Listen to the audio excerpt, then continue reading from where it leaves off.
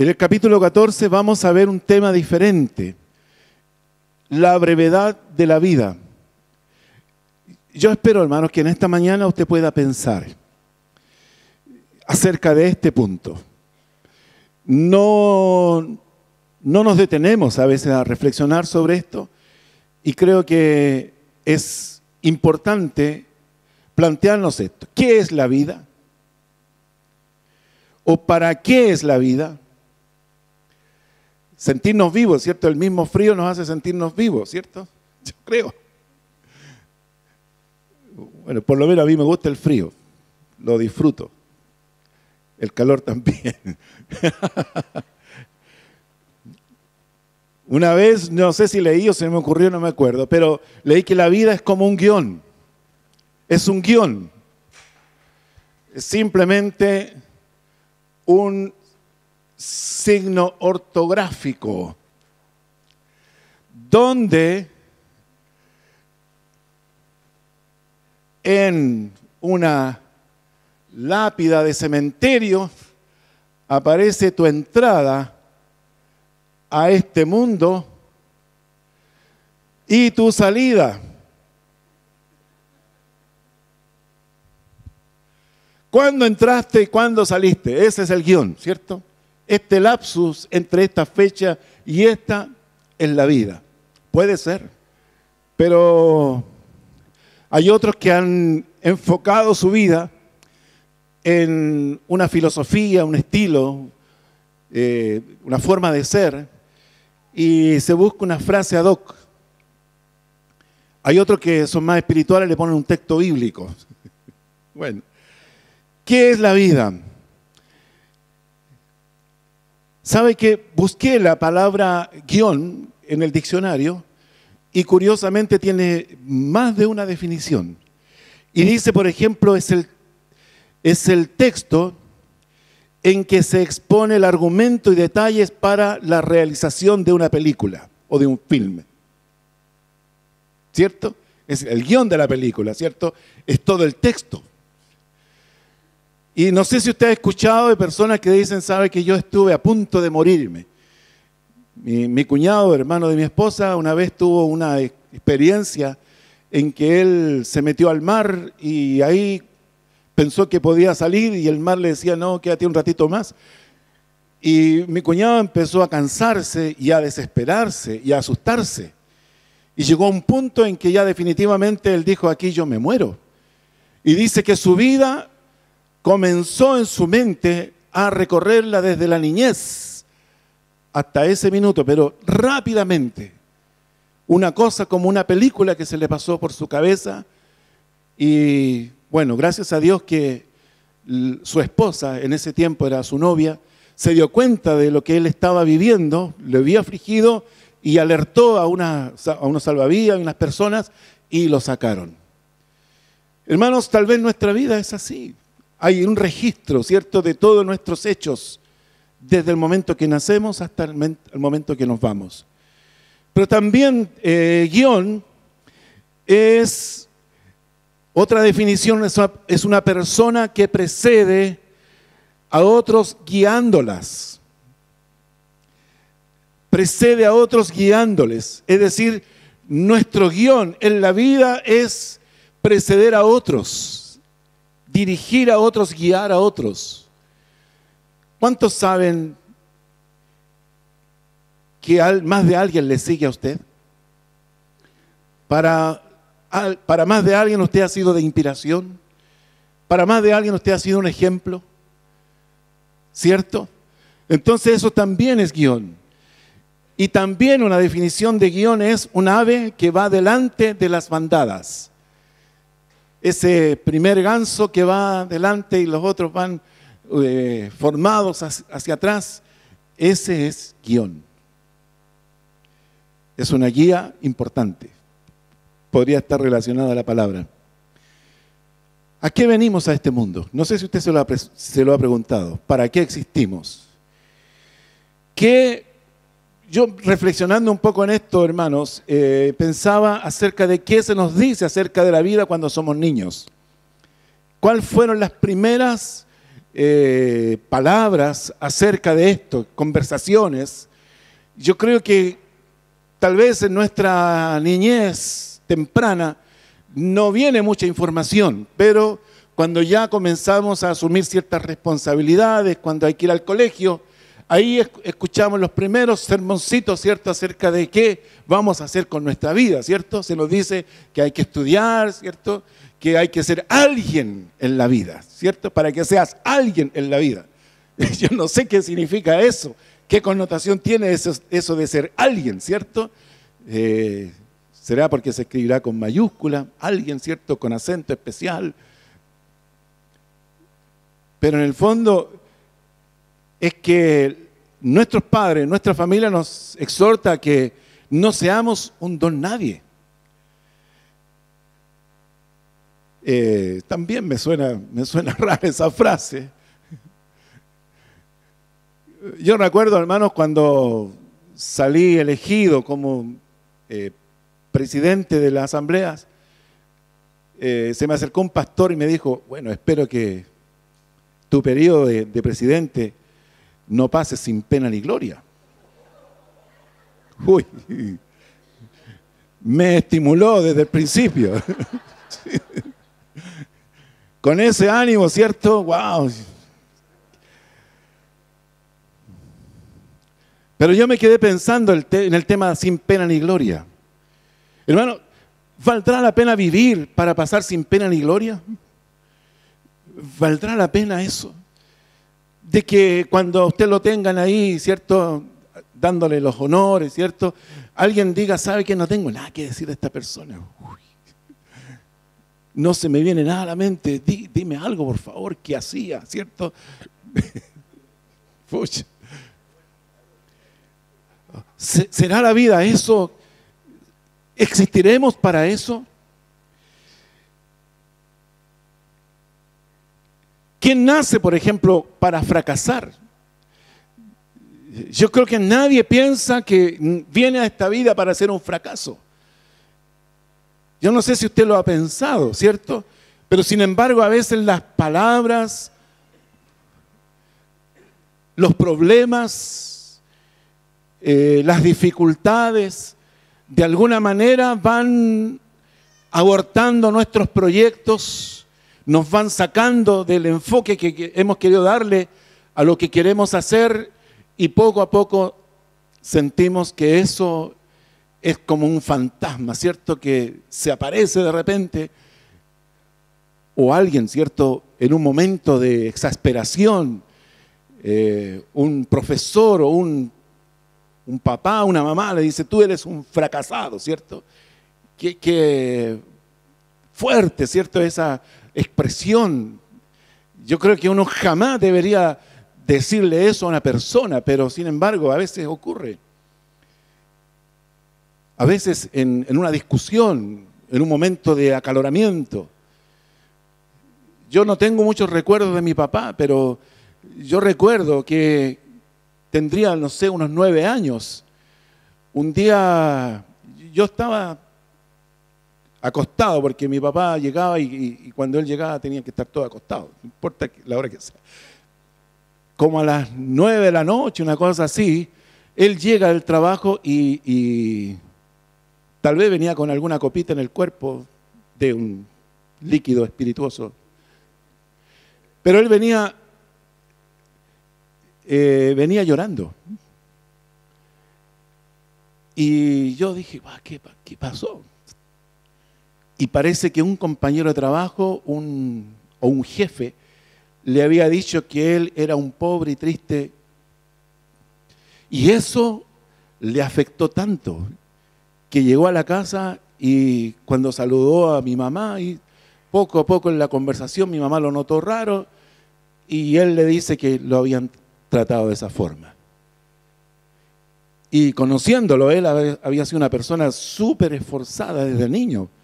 Quedó sin mamá a los 12 años y de ahí comenzó él mismo por su propia iniciativa a terminar sus estudios. Llegó creo que hasta tercer año de humanidades. Para esa época era algo grande. Y luego de eso trató de estudiar sastrería, tenía mucha habilidad para eso, pero mi abuelo lo trató de homosexual por esa profesión, así que mi papá tuvo que cambiar el rumbo y meterse en el dibujo técnico y trabajar en una empresa maderera y a desarrollar planos y todo eso. Él tenía facilidad.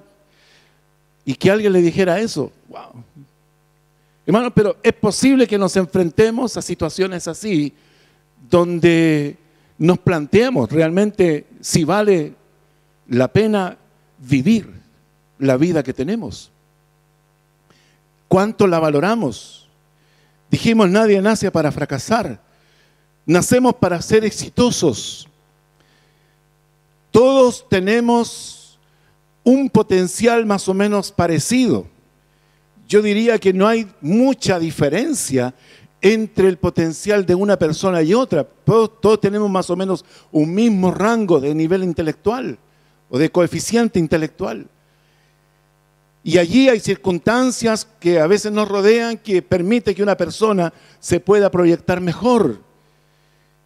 Pero creo, hermanos, que el esfuerzo, el talento, la habilidad se va cultivando poco a poco, porque yo creo que nadie nace para trabajar. Pero todo depende también de qué es lo que esperemos de la vida o qué es lo que nosotros queremos hacer con nuestra propia vida. Y ahí está el asunto. ¿Qué es lo que quiero alcanzar? Por ejemplo, hay algunos que dicen, ¿qué es ser exitoso? ¿Cómo se definiría una persona exitosa?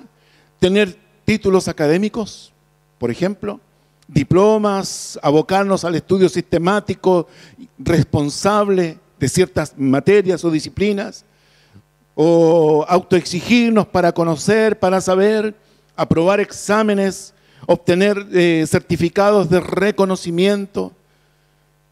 Hay gente que logra títulos muy importantes en la vida, pero podríamos decir que una persona con mucho estudio es una persona exitosa. No es sinónimo, ¿cierto? Aunque puede ayudar, pero no es. Ahora, ser exitoso es lo mismo que ser feliz. A veces hay parámetros de éxito que no siempre van acompañados, ¿cierto?, de satisfacciones o de felicidad. Podemos tener una vida no tan exitosa en algunas áreas, pero sí podemos tener una actitud de felicidad que no va por esos valores. ¿Será el éxito, por ejemplo? Hay otros que se enfocan en esto, el alcanzar logros materiales, una casa, un auto, una casa en la playa, comodidades en el hogar, una tele en cada habitación del hogar, o todos los integrantes de la familia que tengan sus celulares y que tengamos toda la tecnología existente en este momento dentro de nuestro hogar. Será el dedicarnos a obtener toda clase de posesiones, el principal objetivo de nuestra vida, porque ese será el éxito, o ahí estará la felicidad. Hermano, a veces decimos, no estoy de acuerdo, pero sin embargo a veces a nuestros hijos les inculcamos que estudien carreras lucrativas. Y a veces el que se enfoque en esa carrera lucrativa le hace perder todo. Los principios, valores, relación con Dios, temor de Dios. Y al final gana mucha plata, pero borró su nombre del libro de la vida. Uy, qué terrible. ¿Será éxito o será la alegría, la felicidad, la fama, por ejemplo, ser conocido por todos? Ser como un artista o un deportista, las luces, los autógrafos, los titulares en los medios, ¿será eso la felicidad? ¿Será otra cosa? Hermanos, hoy día vemos que esto es más o menos la tónica de lo que se da en nuestra sociedad. El tener un buen currículo, muchos títulos, o el tener muchos bienes, o el tener mucha fama. Pero tal vez detrás de eso también hay realidades tristes. ¿Será otra cosa? Y ese es el tema. yo creo, hermanos, que uno tiene que reflexionar sobre esto. Y este tema del capítulo 14 de Job nos lleva a reflexionar. Mire, preguntarnos, por ejemplo, ¿cómo yo planifico mi vida? ¿Cómo yo me planifico? ¿Me he planificado alguna vez? Cuando yo planifico mi vida, ¿cuánta vida tengo? Usted sabe que en Chile hay un estudio que se hizo de que la factibilidad de vida de un hombre es 86 años y de una mujer 91,2, algo así. Entonces, ahí hay 6 años de diferencia que voy a tener como me la arreglo con mi esposa. Por lo menos yo voy a tener que preparar mi funeral antes, ¿cierto? Pero llegar ahí, ¿cierto? ¿Cómo yo planifico eso? ¿Cuántos años he vivido? ¿Cuántos años me quedan? ¿En qué parte de mi vida estoy? ¿Estoy en la mitad? ¿No he llegado a la mitad o estoy después de eso? Si estoy después, yo tengo que pensar cuánto me queda y qué voy a hacer con eso. Hermanos, porque no es la idea de que yo me transforme en un lastre, en una carga para los demás. Yo tengo que pensar también en cómo terminar dignamente. Que Dios me dé la gracia, por ejemplo, de ser autovalente.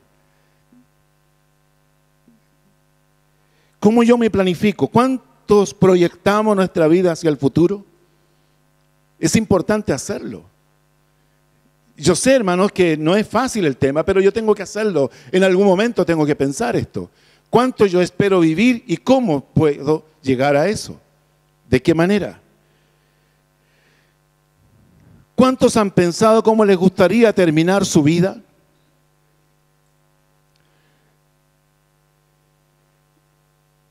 ¿Cómo me gustaría terminar? Yo pienso, hermano, que de la mejor manera. Y cuando hablo de la mejor manera, como digo, no ser una carga para los demás.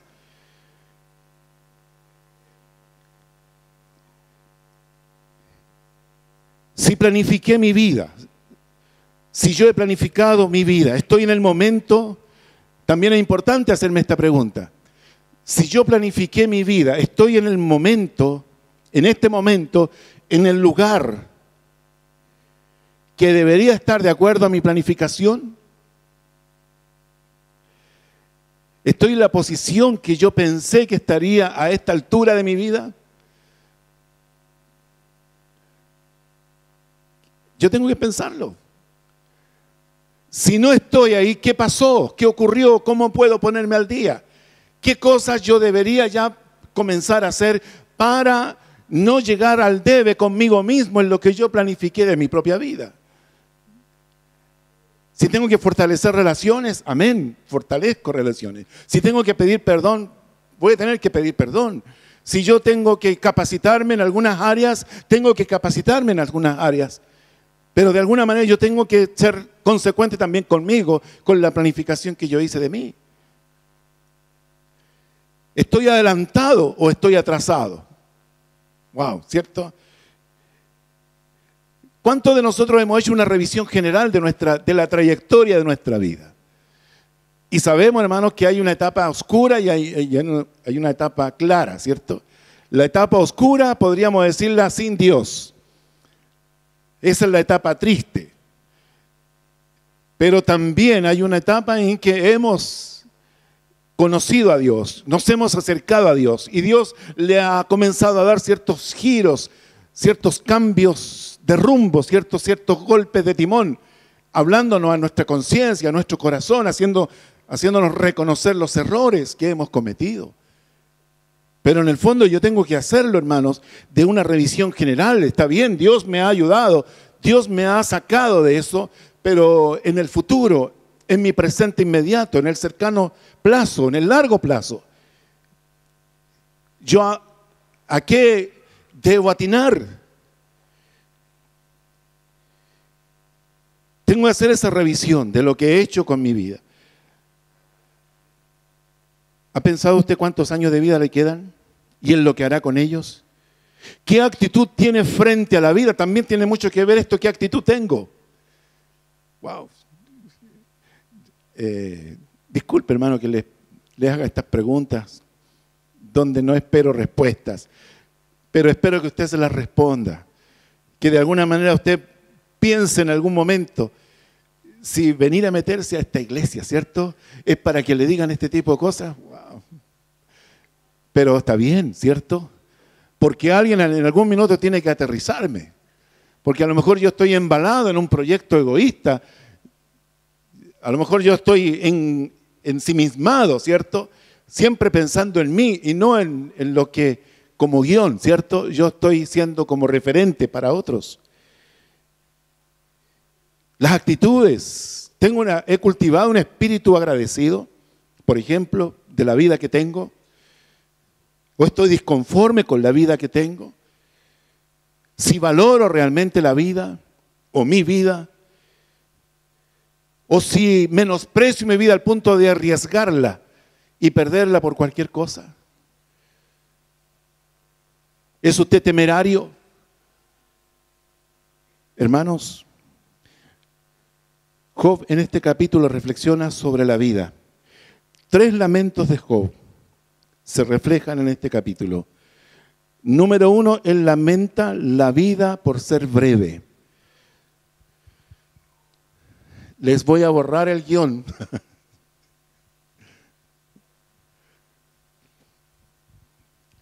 Número 1, lamenta la vida por ser breve.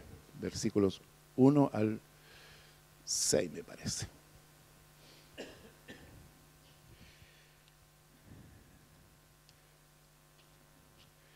Comenzamos. El hombre, dice, nacido de mujer, corto de días y hastiado de sinsabores. Encontré como un chiste del comentarista Matthew Henry que dice, este capítulo es ideal para preparar sermones en los funerales. Wow. Pero yo dije, no quiero predicar en un funeral, yo quiero predicar en gente que reflexione en algún momento acerca de la vida que lleva. Hermano, ¿por qué llegar a ese estado de frustración, de dolor, de pérdida, de proceso del duelo para hacer esta reflexión cuando podemos hacerlo ahora? Que estamos bien, que estamos plenos, que estamos jóvenes. Al menos me siento joven. Ahí dice el hombre nacido de mujer, dice el versículo 1. Esto habla de la fragilidad del ser humano. Si la mujer dice como vaso frágil, ¿cierto? Lo define Pedro en su primera epístola, capítulo 3. La mujer como vaso frágil, si el hombre es nacido de ella, tiene que ser también igual de frágil. Corto de días, es decir, dice que su vida es breve, breve.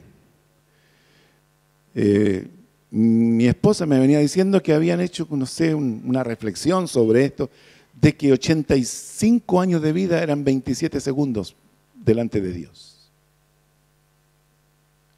27 segundos, imagínense. Corto de días. Luego dice hastiado de sinsabores. Cuando habla de esto, se refiere a perturbado y agitado. Estas sinsabores tiene que ver con una persona perturbada y una persona agitada. Es decir, con muchos problemas. Yo entiendo el lenguaje de Job en este sentido, de que uno no puede pretender vivir siempre una vida de miel sobre hojuelas, ningún problema, ¿cierto? Siempre gozo, siempre bien, siempre próspero, siempre bendecido, etc. Hermanos, la vida tiene distintos elementos, pero yo debo tener la actitud correcta. Yo no sé, hermanos, si podría decir lo mismo que Job. Tal vez pueda decir que soy nacido de mujer, corto de días, pero puedo decir que soy hastiado sin sabores cuando el Señor me recogió. ¿Dónde estaba yo? Perdido. Y Él me tuvo misericordia y me aceptó, me recibió, me perdonó, me cambió. Por eso uno debe pensar en esto. ¿Ha sido así su vida como la define Job en este versículo 1? ¿Ha sido así? ¿Qué actitud tiene frente a eso? El versículo 2 dice, sale como una flor y es cortado, y huye como la sombra y no permanece. Aquí dice que nosotros somos como flores, pero de repente cortados. Brotamos y en esa vida que tenemos, ¿cierto? Auguramos belleza, lozanía, diseño, aroma, pero sin embargo, eso no dura siempre. El Evangelio de Mateo, capítulo 6, versículos 28 y 30, el Señor hace una advertencia sobre esto, acerca de lo breve que es nuestra vida. Y nos habla acerca de cómo la proyectamos, en el sentido de que nosotros a veces desconfiamos de Dios. Dice, te afanas como los gentiles, dice, y por el vestido. ¿Por qué os afanáis? Dice, considera los lirios del campo. ¿Cómo crecen? No trabajan ni hilan. Pero os digo que ni aun Salomón, con toda su gloria, se vistió así como uno de ellos. Una comparación, ¿cierto? De un lirio del campo con Salomón. Pero sigue, y si la hierba del campo que hoy es y mañana se echa en el horno, Dios la viste así, ¿no hará mucho más a vosotros, hombres de poca fe? Habla acerca de nuestra dependencia de Él, acerca de cómo creerle a Él, cómo enfocarnos en una correcta relación con Él, en que nuestra vida no debe consistir en el afanarnos por lo que vamos a vestir, sino que más bien ese pasaje nos lleva al versículo 33, en el capítulo 6 de Mateo, acerca del reino, donde dice, busca primero el reino de Dios y su justicia, y todas las demás cosas te serán añadidas. Qué interesante es esto, hermanos. Reconocer cuántas flores hermosas. ¿Usted ha visto las quemas de pastizales? ¿Usted sabe cuántas flores que en algún momento fueron muy hermosas se están quemando ahí?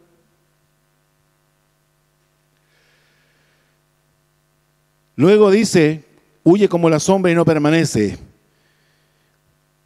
La flor y la sombra en hebreo son palabras similares, tzitz y san. Ayuda a recordar la frase. Como juego de palabras, como poesía hebrea, pero también esta alusión a la sombra nos permite pensar que mientras yo o usted tenga una sombra, hay esperanza, porque usted está vivo. Cuando deje de tener sombra, ahí hay que preocuparse, pero ya no hay esperanza. La brevedad. Versículo 3 dice, se pregunta Job, dice, sobre este abres tus ojos y me traes a juicio contigo. Job está apelando a su insignificancia, a lo insignificante que él es como persona. Si Job no tiene ninguna importancia, dice, ¿por qué Dios se toma la molestia de traerme a juicio? Se da cuenta Job que es Dios quien le juzga y no él, y no es él quien juzga a Dios.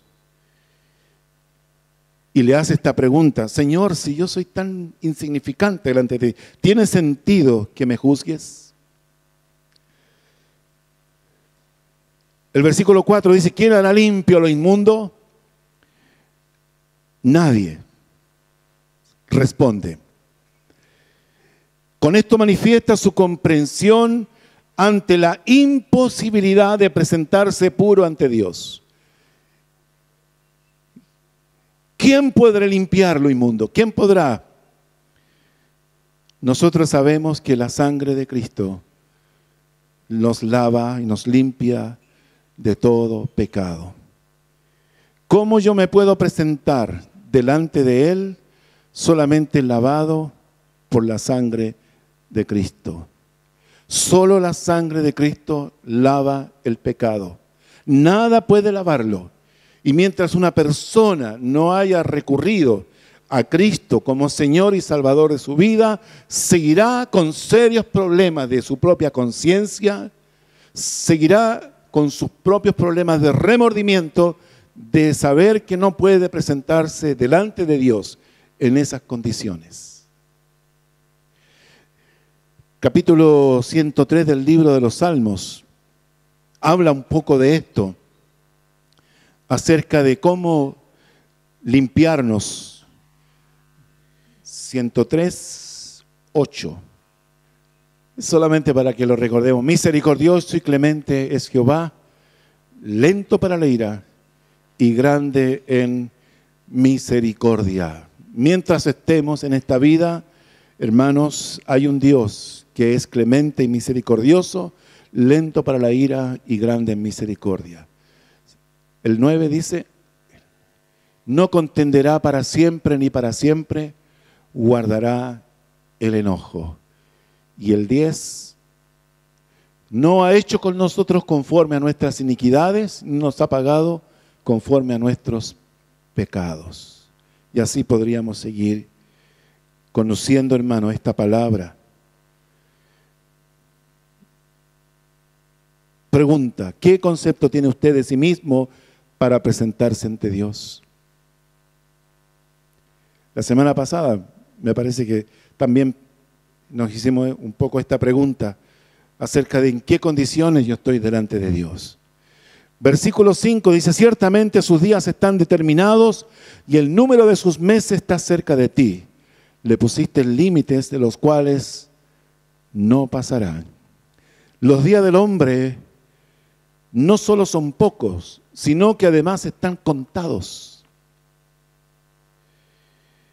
Tienes un número determinado por Dios, hasta los meses de que dispones. Miremos 2 de Timoteo 4, 6 al 8.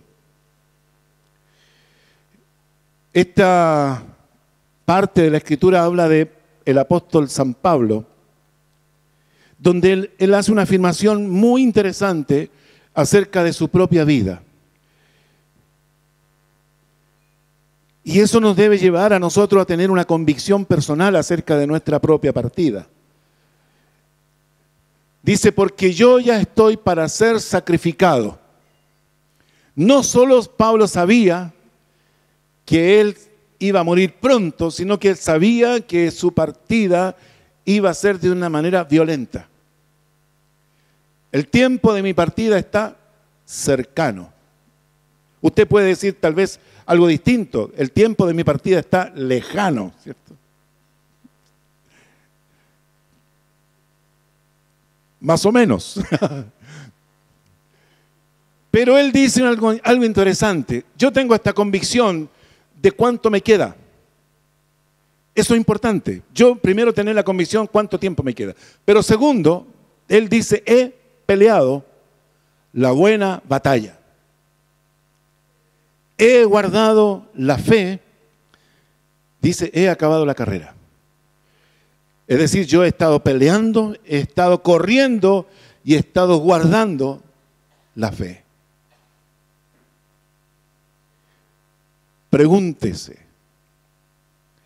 ¿se ha enfocado su existencia o ha planificado su existencia en base a estas tres cosas? Seguir peleando la buena batalla, seguir corriendo, ¿cierto?, esta carrera, seguir guardando esta fe, porque llegará el día en que yo tendré que hacerme esta pregunta. Sé que me queda poco tiempo, pero yo me he mantenido fiel a mis convicciones. O sea, yo me he mantenido dentro de lo que yo he planificado por mi propia vida. Hermanos, porque uno tiene que planificar no solo en base a objetivos materiales, también tiene que planificar en base a sus a sus propias convicciones, a sus propios valores. ¿Cómo me he proyectado? Lo material se queda.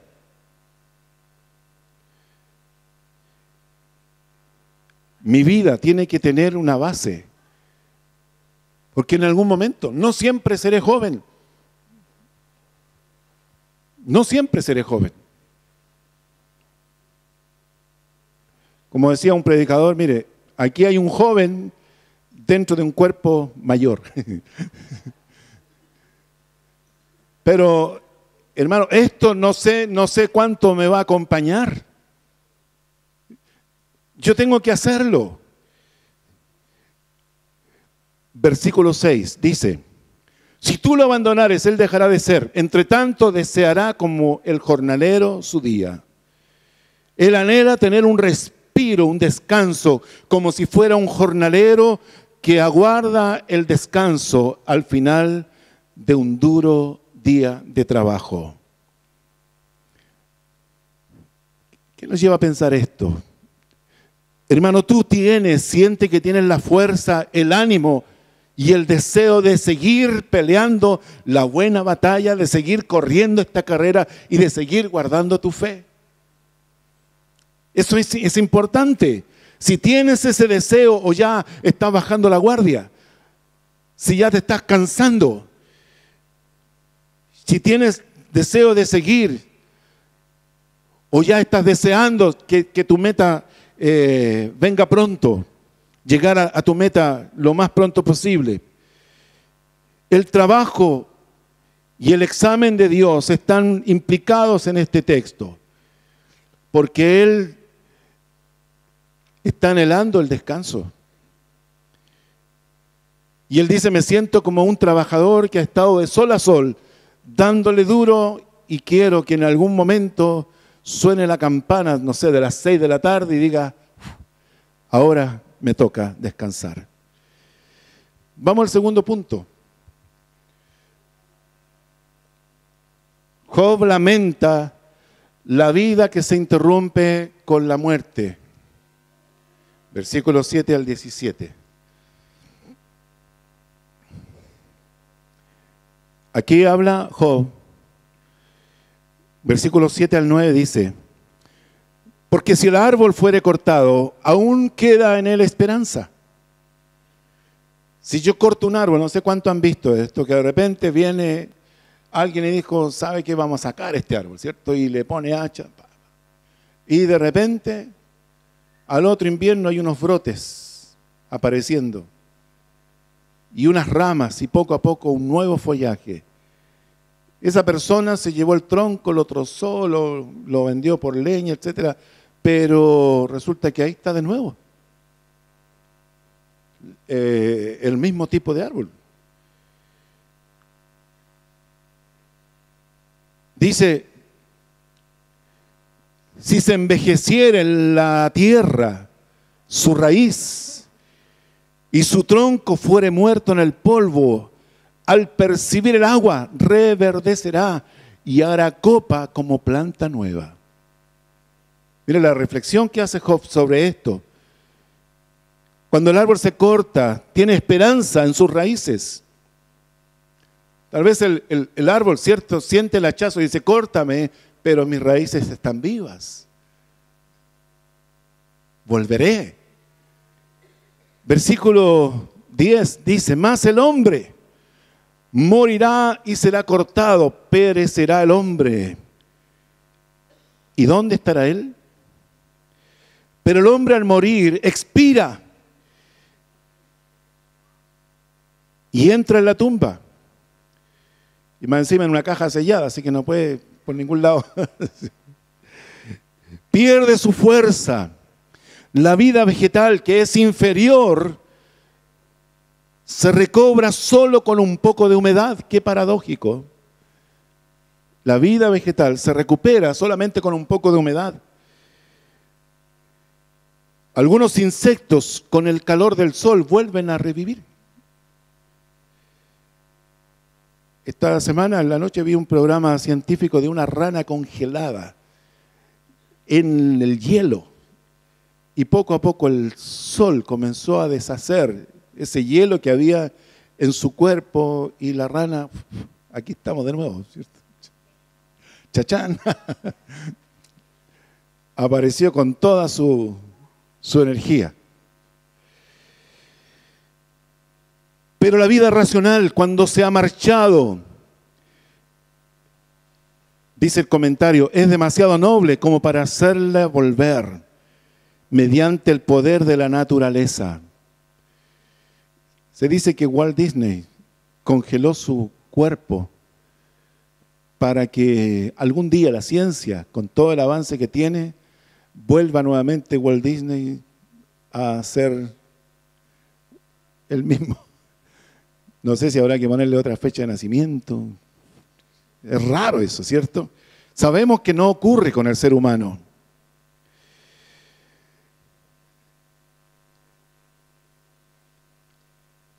Es demasiado noble la vida humana para hacerla volver a la naturaleza, fuera del alcance del agua y del sol.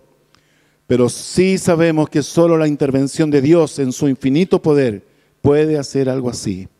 Job pregunta, ¿por qué un árbol ha de disfrutar más de esperanza que el hombre que fue creado a imagen de Dios? Versículo 11 dice, como las aguas se van del mar y el río se agota y se seca.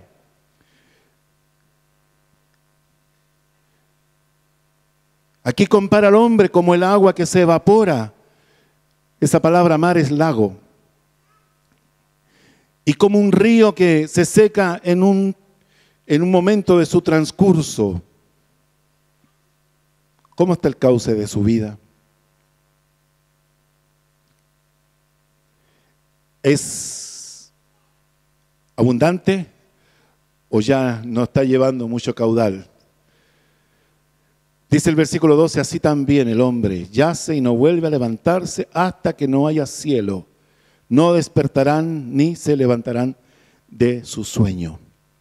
Así el hombre no volverá a levantarse mientras haya cielo. Dice, mientras exista un cielo no habrá hombre que se levante por sí mismo. Pero los que están en Cristo, primera de Tesalonicenses 4, versículo 13 y versículo 16, habla de algo diferente. Dios en su amor dice, hermanos, no quiero que ignoren acerca de los que duermen como aquellos que no tienen esperanza. Porque sabemos, porque el Señor mismo con voz de mando, con voz de arcángel y con trompeta de Dios descenderá del cielo y los muertos en Cristo resucitarán primero. Wow. Qué tremenda palabra, ¿cierto? Eso nos lleva, hermanos, a tal vez a reconocer de que el anhelo más grande de todo ser humano es la eternidad. El anhelo grande de toda persona es que la vida no termine allí.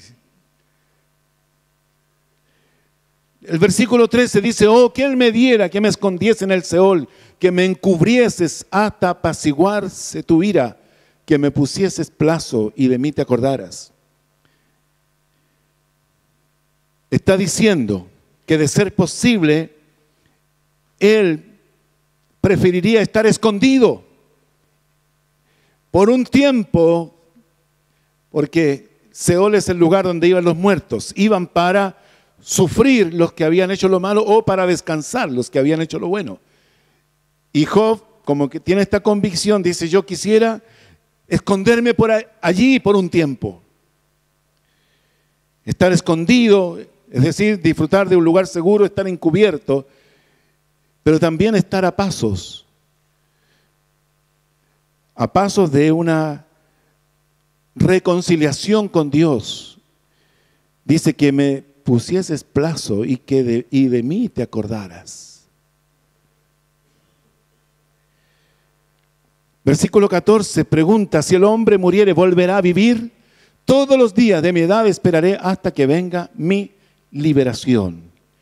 En esta pregunta, Job expresa el deseo y la esperanza de vivir después de la muerte. Ese es el anhelo universal de todo ser humano, eternizarse. Y él se dispone a esperar con paciencia su ansiada liberación. Y aquí toma la figura de una persona que ha sido apresada en una batalla contra el enemigo, y esa persona ha estado presa por tiempos largos, pero esperando que en algún momento digan: la guerra se terminó, eres libre. De alguna manera, hermanos, Job siente eso. Él espera la ansiada libertad hasta que venga mi liberación. Se recuerda, en los primeros capítulos se hablaba mucho del tema de liberación, liberarse del sufrimiento, liberarse de la enfermedad, liberarse del dolor. El apóstol Pablo también en la epístola de los Filipenses, él habla de que la oración, dice, la oración de ustedes resultará en mi liberación. Es decir, Pablo dice que por la oración de la iglesia, él está esperando partir con el Señor. Liberado. Va a dejar atrás ese cuerpo que le trajo sufrimiento y él volará a la presencia del Señor. Versículo 15. Dice: entonces llamarás y yo te responderé, tendrás afecto a la hechura de tus manos. Job mantiene la idea de que tendrá que comparecer ante Dios, porque Dios le llamará para dar razón de sus obras. Pero él confiaba en un final con el afecto de Dios. Qué tremendo es esto. De sentir, hermanos, que aunque partamos, aunque dejemos nuestro cuerpo, contaremos siempre con el afecto de nuestro Creador. Confiaba en un final y se consideraba la obra de sus manos. Esta palabra afecto, él dice ser igual o venir a ser igual como la plata purificada. Versículos 16. Pero ahora, dice, me cuentan los pasos y no das tregua a mi pecado. Ahora vuelve nuevamente Job a su momento presente y él dice que Dios continúa como un guardador de sus pasos, pero para cuidarle, no para perseguirle. Versículo 17 dice: tienes sellada en mi saco mi prevaricación y tienes cosida mi iniquidad. Sellado significa fuera de la vista, como evidencia contra él. Y cerrado significa que Dios tiene cosido o oculto sus transgresiones. Hermanos, si hay algo que de repente veo aquí en la actitud de Job, es que él siente de que Dios en su misericordia guardará aquellas iniquidades. Pero para nosotros dice que Él las perdonó y las olvidó. Qué bueno, qué descansador para nuestra alma. Reflexionar sobre esto, hermanos, yo sé que no es un tema fácil de abordar, pero vale la pena por un momento, aunque sea, pensar en lo que vamos a hacer con nuestra vida de aquí en adelante. Versículo 17, ¿cierto? En el 18, aquí vamos al tercer lamento de Job. Aquí Job lamenta la vida sin esperanza. Versículos 18 hasta el 22 que tiene el capítulo. Aquí hace referencia, toma nuevamente algunos elementos de la naturaleza para hacer estas comparaciones. Job hace referencia a las montañas. Dice, ciertamente el monte que cae se deshace y las peñas son removidas de su lugar. Hablando acerca de que él también puede ser removido y deshecho. 19, las piedras se desgastan con el agua impetuosa que se lleva el polvo de la tierra. De igual manera haces tú perecer la esperanza del hombre, le está diciendo a Dios. Así como yo he sido una piedra, pero sin embargo desgastada por el martilleo permanente de una gota de agua, así también yo pierdo la esperanza. Aquí habla acerca del mundo actual que ha de pasar. Dice, las piedras se desgastan, de igual manera hasta haces tú perecer la esperanza del hombre. En ese texto dice, de esa manera la esperanza se va terminando. Hasta la esperanza del hombre sencillo desaparece ante esta acción de Dios. Si el hombre fue hecho de barro, también desaparece. Toda expectativa, todo proyecto y toda perspectiva desaparece con la muerte. Así de sencillo. Hermanos, planificar fuera de la voluntad de Dios nos puede llevar a frustraciones. Planificar en la voluntad de Dios nos permitirá que haya una feliz coincidencia entre el término de nuestra existencia terrenal y el término de nuestras actividades. Y qué hermoso es eso, tener esa satisfacción, no el remordimiento de no haber hecho lo que debía haber hecho y de haber hecho mal lo que debía haber hecho bien. Versículo 20. Para siempre serás más fuerte que él y él se va, demudará su rostro y le despedirás. Se dirige a la muerte. Hace referencia al efecto de la desfiguración del hombre por la muerte. Su aspecto alegre y vivo será pálido al contacto con la muerte y poco a poco comienza ese deterioro definitivo en su naturaleza física. Versículo 21 dice, sus hijos tendrán honores, pero él no los sabrá, o serán humillados y no entenderá de ello. Esto habla de la ausencia. Hermanos, por eso que es importante cuidarnos, por eso que es importante sujetarnos a nuestros principios y valores de acuerdo a la palabra, y por eso que es importante planificar nuestra vida en la voluntad de Dios. Aquí está hablando de que tal vez una partida prematura hizo que esa persona se perdió los logros alcanzados por sus hijos. Dice que así será bendecido el hombre que teme a Jehová. Dice el Salmo 126, hablando de y veas a los hijos de tus hijos. Hermanos, creo que tal vez no hay cosa más satisfactoria que ver los hijos de nuestros hijos. Pero también yo pienso que no hay nada más frustrante estar ausente y ajeno de lo que yo debí hacer por mis hijos. Y no estuve porque no cuidé mi vida. No lo sé. Si ya no estoy, ya no sé. Pero los que sufren, dice que tal vez otra cosa hubiera sido si hubieses estado.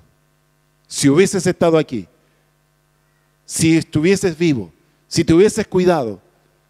Por eso, hermanos, que este tema nos lleva a reflexionar sobre cómo conducimos nuestra vida. El versículo 22 es todavía más triste. Dice, más su carne sobre él se dolerá y se entristecerá en él su alma. Es decir, solo él conocerá su propio dolor y su propia miseria, su dolor físico, su carne, su dolor mental, su tristeza en su alma. Piense, ¿valió la pena plantearnos esto por algunos minutos en una escuela dominical como esta? ¿Sabe, hermano, que esto puede desafiarnos? Puede ayudarnos a corregir actitudes o conductas. Esto puede llevarnos a una restauración de relaciones, pero también esto puede llevarnos a una proyección mayor de que usted todavía puede capacitarse, usted puede todavía emprender cosas nuevas, usted todavía puede disfrutar de la misericordia de Dios y arreglar ciertos asuntos. Hermanos, yo creo que este capítulo nos aterriza a nosotros porque habla de una vida breve y una vida frágil. Pero sin lugar a dudas, hermanos, Dios no quiere que simplemente nuestra vida sea una raya en el epitafio, ¿cierto?, de nuestra lápida en el cementerio. Yo sé que es muy triste ir al cementerio, pero más triste es quedarse.